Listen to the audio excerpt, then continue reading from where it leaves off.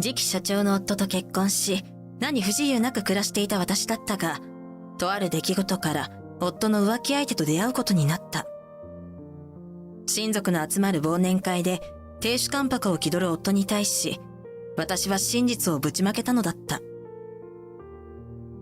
私の名前は児玉美恵子。年齢は33歳で、夫の裕二とは二人暮らしだ。7年前、私は友人の紹介で夫と知り合った。当時の私は自分で言うのもなんだが、容姿やスタイルが良くて、大学のミスコンで優勝した経験もあり、モデルとしてそこそこの仕事をこなしていた。私より5歳年上の夫は、義両親の経営する会社で取締役として働いており、将来は社長の椅子が約束されているエリートだ。そんな夫に見初められて結婚したので、当時は玉の輿だと周囲に羨ましがられたものだった。結婚後は夫の希望もあって、モデルの仕事を辞めて専業主婦になった。一見何不自由ない暮らしに見えたが、とある出来事があって以来、夫との夫婦仲は冷え始めた。それは、初めての妊娠で子供を流産したことだった。あまりにもショックで、悲しみに打ちひしがれていた私に対し、夫の反応は冷たかった。流産を報告すると、夫はこう言ったのだ。なんでダメだったんだ。美人で健康だと思ったから結婚したのに。お前の体には血管があるんじゃないか。血管って、どういう意味？お前には仕事もさせてないし、ゆとりのある生活をさせている。それなのに子供が産めないなんて、どこかに血管があるとしか考えられないだろ。そんな、ひどいわ。夫の言い方にひどく傷ついた私は、すっかり愛情も冷めてしまい、お互いに家庭内別居状態になっていった。そんな仮面夫婦のような生活が続き、離婚も考え始めた私は、この状況を義両親に話しておくことにした。てっきり、夫と似たり寄ったりの反応をするだろうと考えていたのだが、義両親からは意外なことを言われたのだ。義母は私に優しい口調でこう言った。美恵子さん、本当にごめんなさいね。裕二が気遣いのできない人間になってしまったのは、私の育て方が間違っていたせいだわ。義父も沈痛な面持ちで私に言った。どうか離婚は考え直してほしい。あいつは前の嫁とも流産が原因で離婚したんだ。そうだったんですか。夫が再婚だとは知っていたが、離婚の原因は性格の不一致だったと聞かされていた。義母は言った。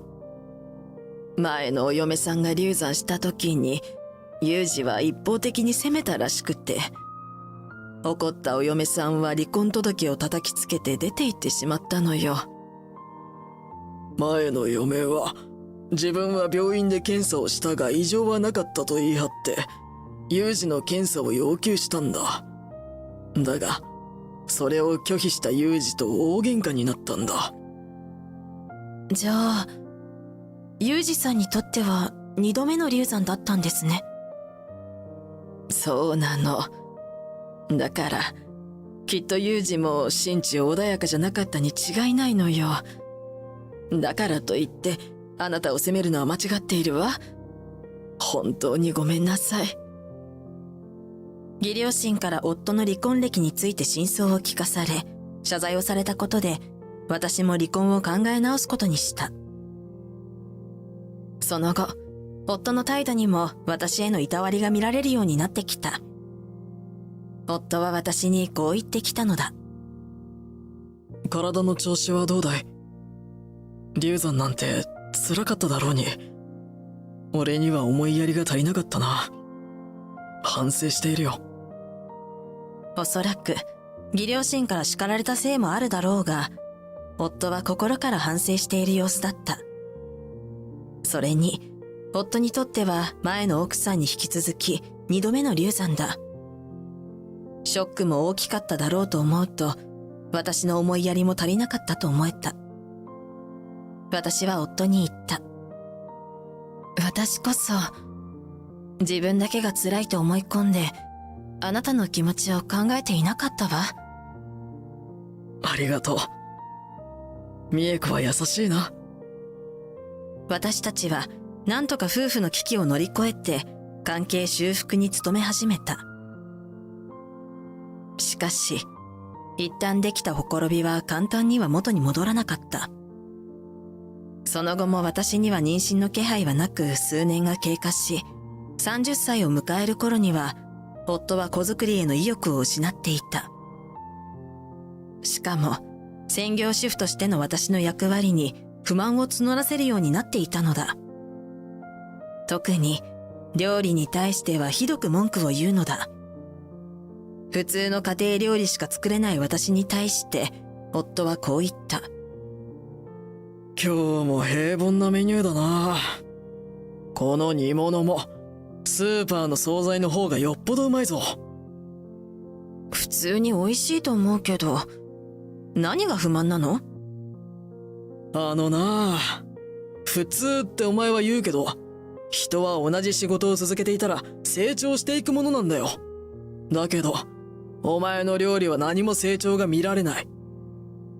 成長ってどういうことよ？まったく、これだから旦那の稼ぎで暮らしている嫁は嫌だよ。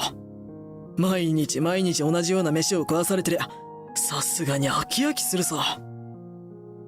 こんなやりとりが続いたので、私は夫のために料理を作ることが嫌になってきたし、夫の方も外食することが増えた。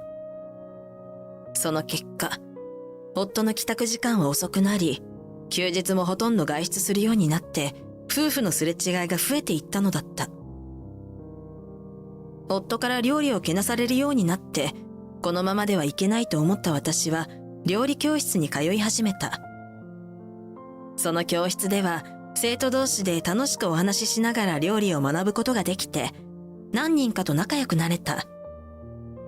そのうちの一人で、私より年下のマリコという可愛らしい女性とは、特に気があった。マリコは結婚予定の彼のために、料理の腕を上げたいという理由で、この料理教室に通っているそうだ。彼女は私のことをよく褒めてくれた。美恵子さんって、料理の準備や片付けの要領がとても上手ね。誰かに褒められたのは久しぶりだったので、私は嬉しくなった。ありがとう。でも料理がまずくて、いつも夫に叱られてるの。そんなことないわ。味付けも完璧だわ。旦那さん、よほど難しい性格なのね。料理は夫以外に食べさせたことがなかったから、今まで褒められたことなんてなかったの。マリコさんにそう言ってもらえて嬉しいわ。そんなやりとりをしながらの料理は楽しかった。しかし、家では相変わらず夫にダメ出しばかりされていた。外で綺麗な女たちを見て帰ってきて、貧相な嫁の顔を見るのはうんざりだよ。相変わらずのひどい言い草に、もう言い返す気力もない私は無難に謝り続けていた。ごめんなさい。何か食べる？いらないよ。それよりお茶をくれ。話がある。珍しくそう言ってくる夫は、お茶を一口すすって話し始めた。お前、明日から実家で母さんの介護をしてくれ。え？介護？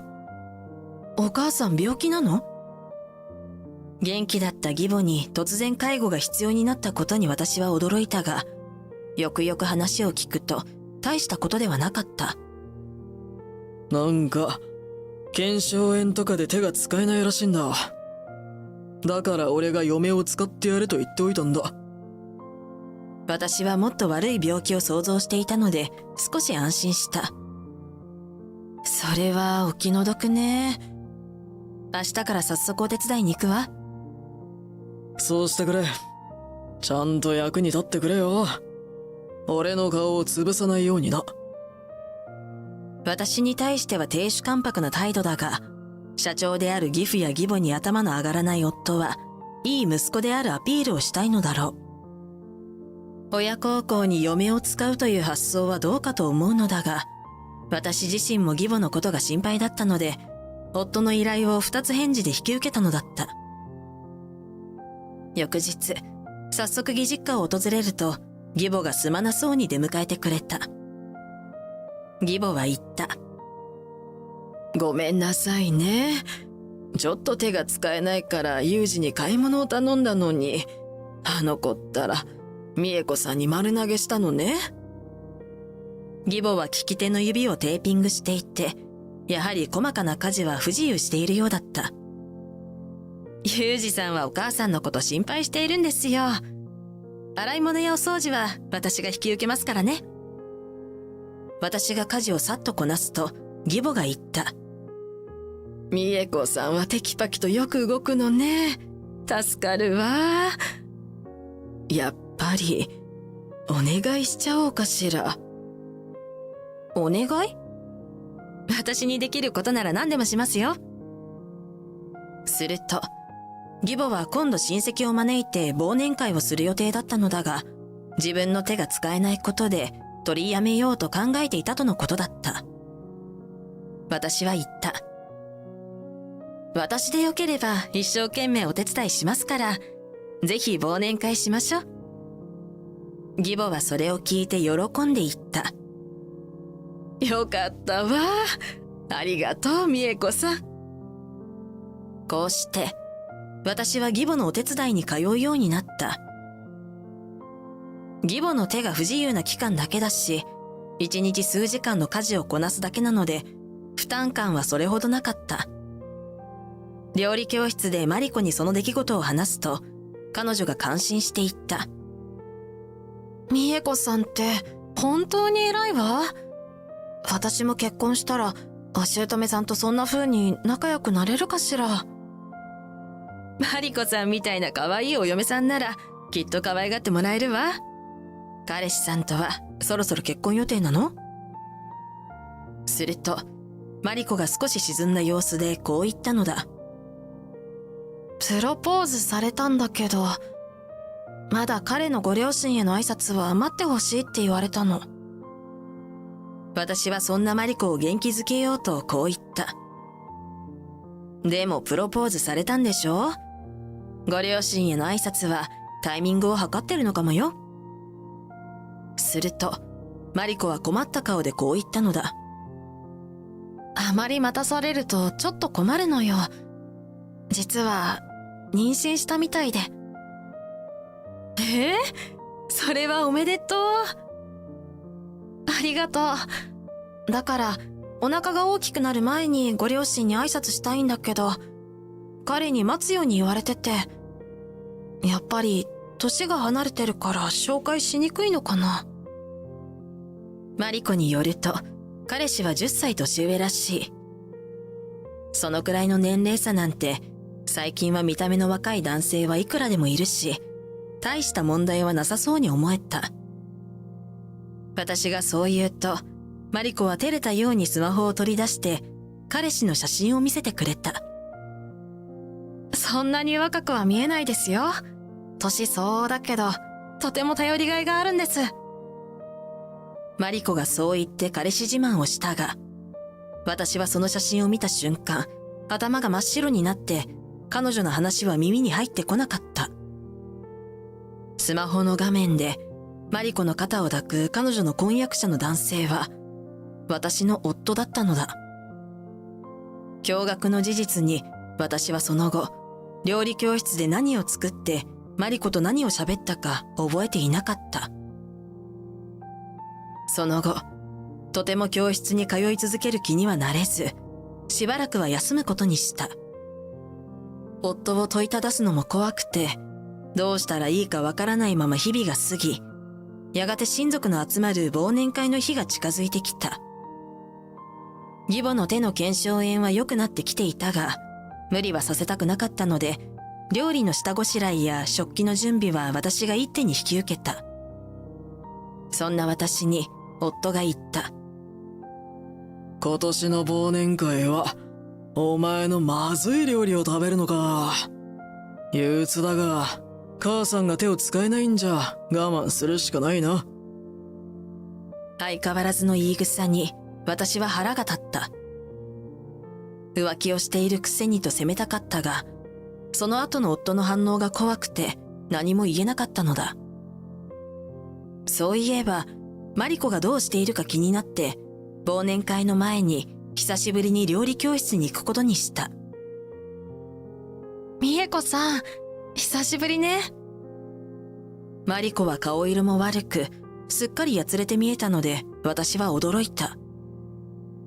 マリコさん、体調悪そうだけど大丈夫？もしかしてつわりなの？私がそう尋ねると、マリコは弱々しく微笑んでこう言った。違うの。実は、赤ちゃんダメだったの。そんな。私はショックで何も言えず、その後はおしゃべりもできずに今日の課題の料理を作った。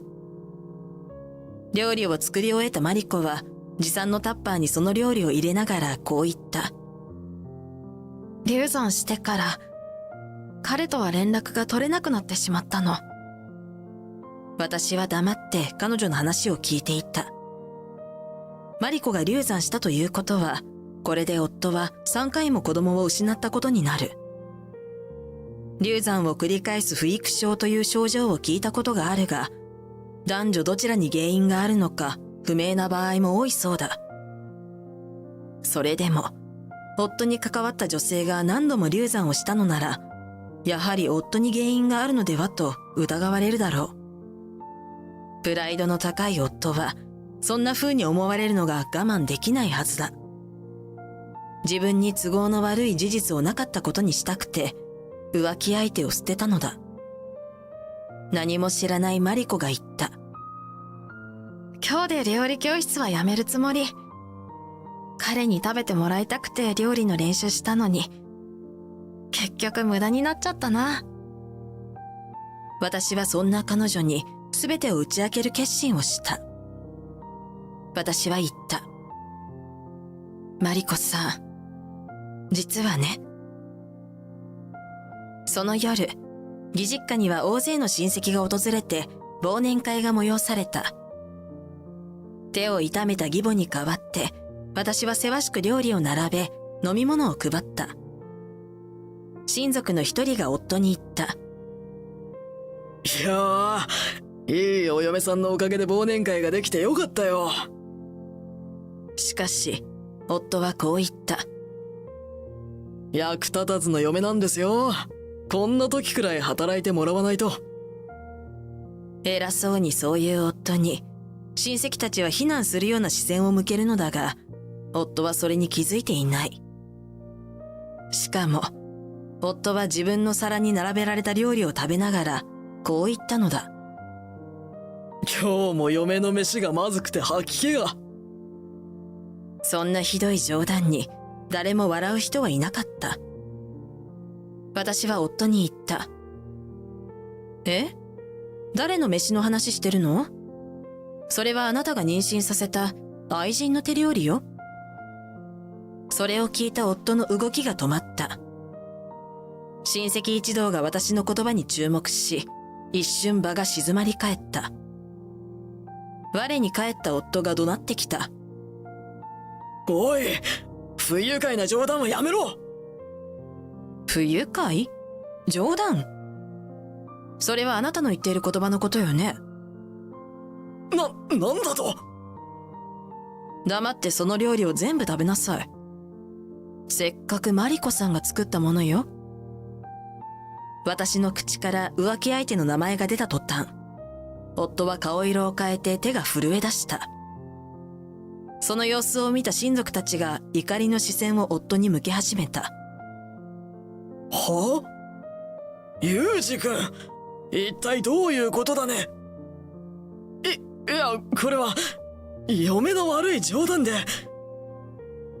私は夫の言葉を遮って低い声で言った。黙って食べて。そうしないと私もすべてここでぶちまけるわよ。夫は怯えた表情でうなずくと、黙々とマリコの手料理を食べきったのだった。実は私はマリコに彼氏が既婚者で自分の夫であることを打ち明けて、彼女が騙されていたことを知らせたのだ。悲しみに暮れる彼女に復讐を約束して手料理を預かったのだった。